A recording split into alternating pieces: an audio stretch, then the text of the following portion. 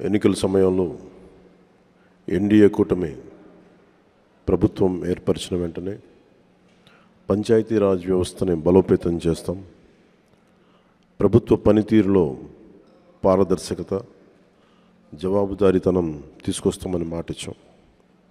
ఇచ్చిన మాట ప్రకారం ఈ నెల 23వ తేదీన దేశంలో మునిపెన్నడూ లేని విధంగా, జరగని విధంగా రాష్ట్రంలోని 13,326 పంచాయతీల్లో 4,500 కోట్ల రూపాయల నిధులతో 87 రకాల పనులతో గ్రామాభివృద్ధి చెందేలా, 9 కోట్ల పని దినాలతో 54 లక్షల కుటుంబాలకు ఉపాధి కల్పించేలా మహాత్మా గాంధీ జాతీయ గ్రామీణ ఉపాధి హామీ పథకం కోసం ఒకే రోజున గ్రామ సభలు నిర్వహించి తీర్మానాలు చేస్తున్నాం.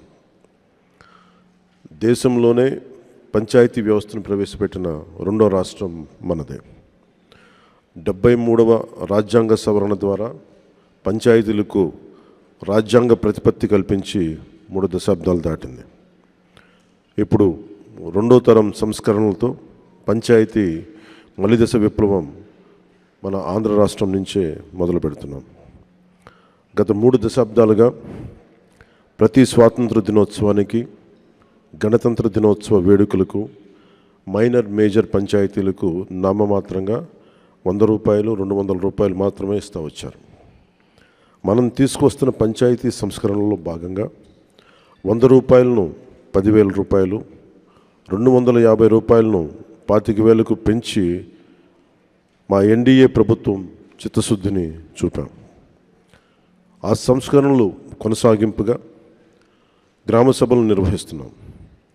గ్రామ సభ అంటే ఒక 10 మంది చేరడం కాదు, గ్రామాభివృద్ధికి బాధ్యత తీసుకోవటం, మన గ్రామాన్ని మనమే పరిపాలించుకోవడం. భారతదేశపు మూలాలు, జీవం, చైతన్యం మన పల్లెల్లోనే పదిలంగా ఉంటుందని మహాత్మా గాంధీ గారు చెప్పారు.